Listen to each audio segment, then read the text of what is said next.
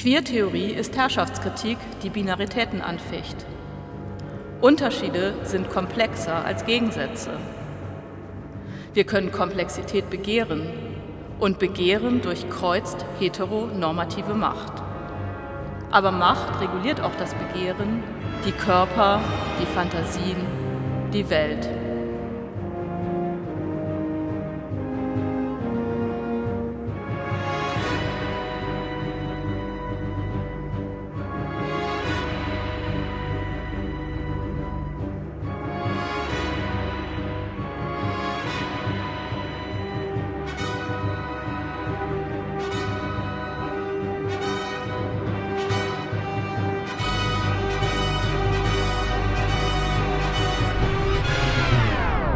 What? Die guten queeren Rebellinnen und der böse Mainstream? Wenn's denn so einfach wäre. Wir ziehen eine Grenze. Hetero, homo, männlich, weiblich, weiß, schwarz, gesund, krank. Ordnen Menschen der einen oder anderen Seite zu und machen eine Schneeballschlacht. Wessen Schnee zuerst geschmolzen ist, dessen Scholle geht unter. Verloren. Zum Glück gibt's bald keinen Schnee mehr. Ja, und Konflikte sind komplex. Mal geht es um Homo- und Transphobie aus der Mitte der Gesellschaft. Mal um Klassismus, Rassismus, Ableismus innerhalb queerer Bewegungen. Und mal darum, wie Sexismus rassistische Klischees nutzt.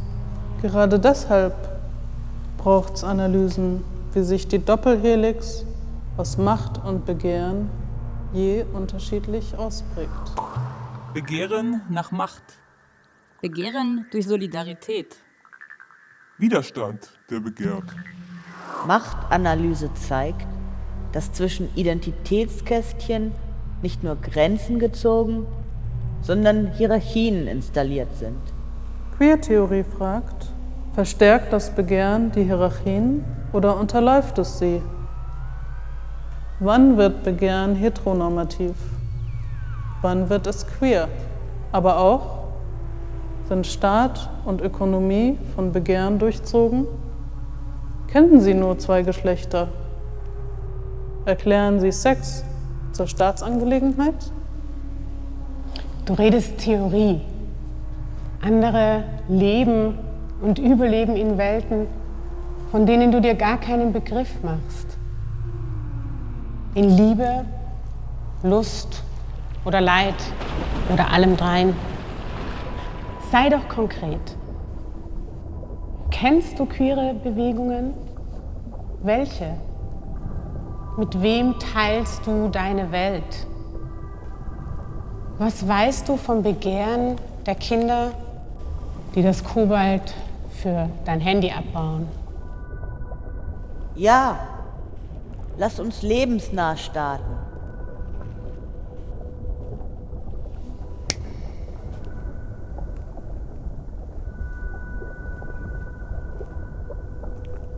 Heteronormativität?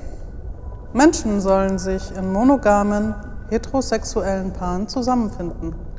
Diese sollen Familien gründen und Kinder großziehen. Kinder, die sie ihr Eigentum nennen, an die sie ihr Eigentum vererben oder denen sie beibringen, ihre Arbeitskraft, ihre Körper und ihr Begehren zu verkaufen. In a queer time and place gibt's keine Norm der Reproduktion, sondern Gaga-Feminismus. Also macht's einen Unterschied, ob dies Heterofamilien oder Regenbogenfamilien sind. Und was sagen Regenbogenforellen dazu?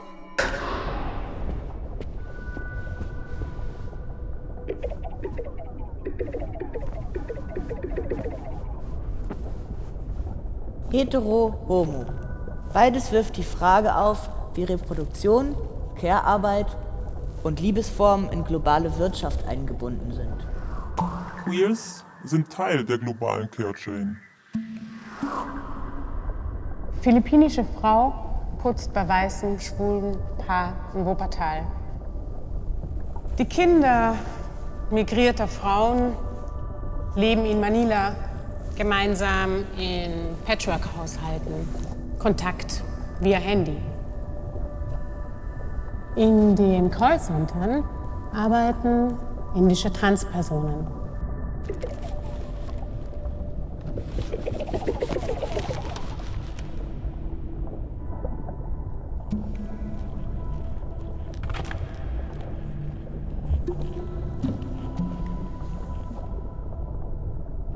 Und du meinst, es gibt nicht nur verschiedene Perspektiven auf die eine Welt, sondern verschiedene Welten? Ja, genau. Deshalb ist deine Perspektive so bedeutsam, denn sie situiert dich nicht nur, sie eröffnet und verschließt auch Welten.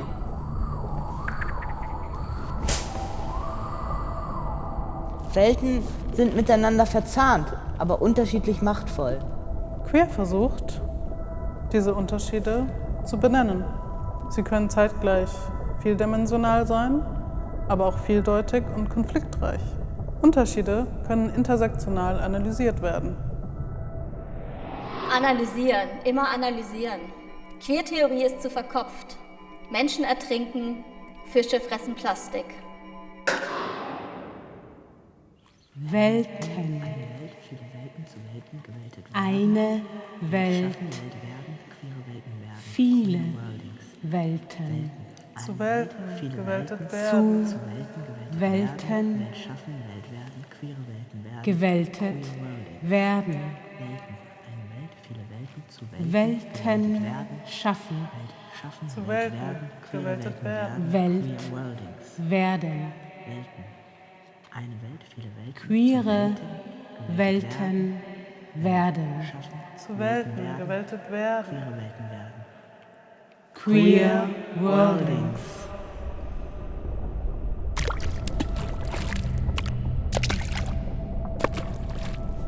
Schade, dass im Deutschen Welten nicht wie das englische Worlding verwendet wird.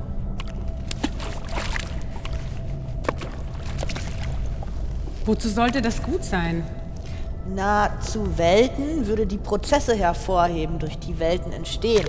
Immer mehr als ein einziger Faktor, nicht immer nur der Mensch, das Patriarchat, der Kapitalismus oder künstliche Intelligenz. Welten und gewältet werden. Aktiv und passiv bilden keine Gegensätze mehr.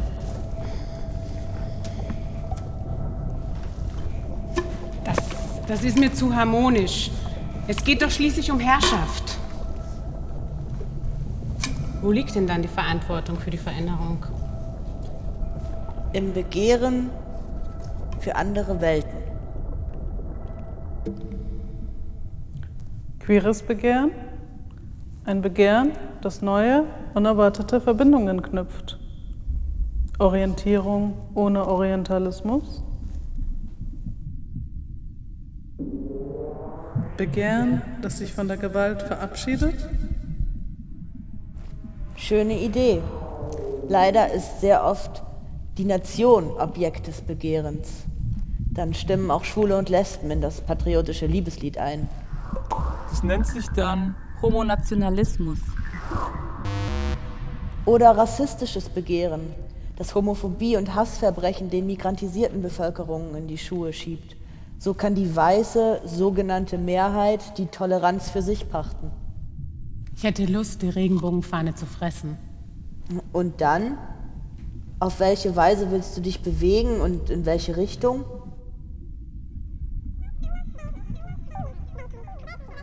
Durch die Konflikte hindurch zu queerer Sozialität.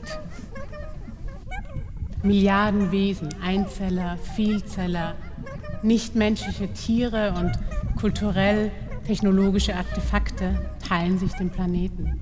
Gestalten sie Welten oder werden sie daran gehindert?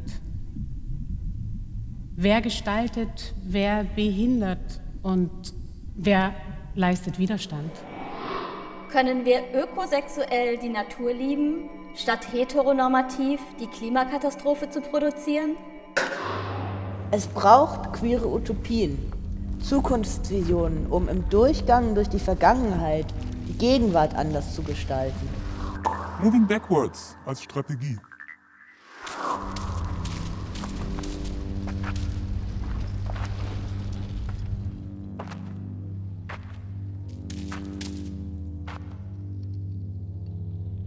Aber die Vergangenheit ist doch noch nicht abgeschlossen.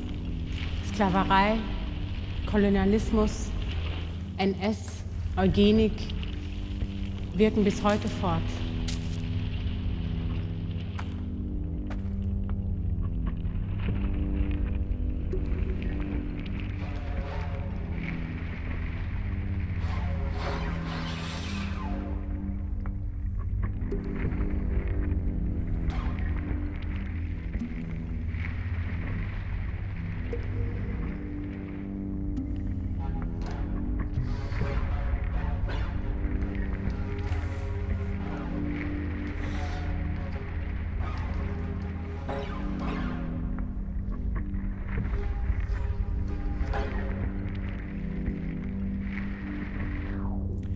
Queere Temporalität stellt das Fortschrittsversprechen in Frage.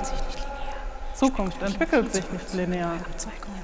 Spekulative Fiktion erprobt neue Abzweigungen der Vergangenheit und zeigt, dass Freiheit oder Solidarität inmitten der Gewalt entstanden sein könnten. Freiheit oder Solidarität inmitten der Gewalt. Warum dem Menschen einen Sonderstatus im Kosmos zugestehen? Wie absurd ist dies in Anbetracht des Leids und der Gewalt, die der Mensch den Menschen zugefügt hat? Wie viele werden als queer diffamiert, vom Status des Menschlichen ausgeschlossen? Rassistische Animalisierung und Verdinglichung. Ableistische Freakisierung. Pathologisierung von Trans- und Interpersonen. Es gilt, den Status des kontrollierenden Subjekts zu brechen.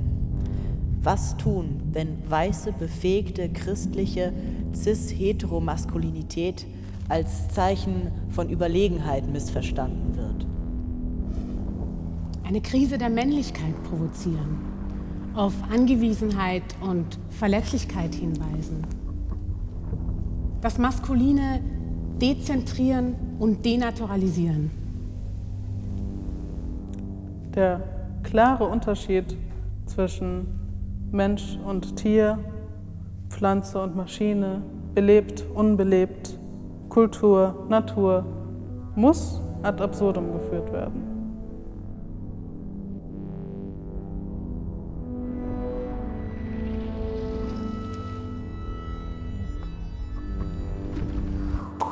Ist Sex, Unterstrich, Gender, ist immer zugleich Materiell, sprachlich, natürlich, künstlich und technopharmazeutisch.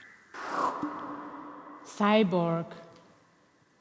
Mensch, Tier, Maschine, Göttin stellt nicht nur die Kategorien Mann und Frau in Frage, sondern den Menschen. Non-human animals. Deshalb Welten. Offen für Otkin, für queere Sozialitäten und Solidaritäten. Multispecies, Transhuman, Humanimals, Symbionts, Hybrids. Sympoiesis, nicht Autopoiesis. Wie im Humushaufen entsteht Veränderung nicht im Alleingang, sondern gemeinsam. Kein autonomes Handeln, keine klar voneinander getrennten Wesen. Statt Interaktion, Intraaktion. Wie gestaltet sich Politik in der Intraaktion? Ist dies queere Politik?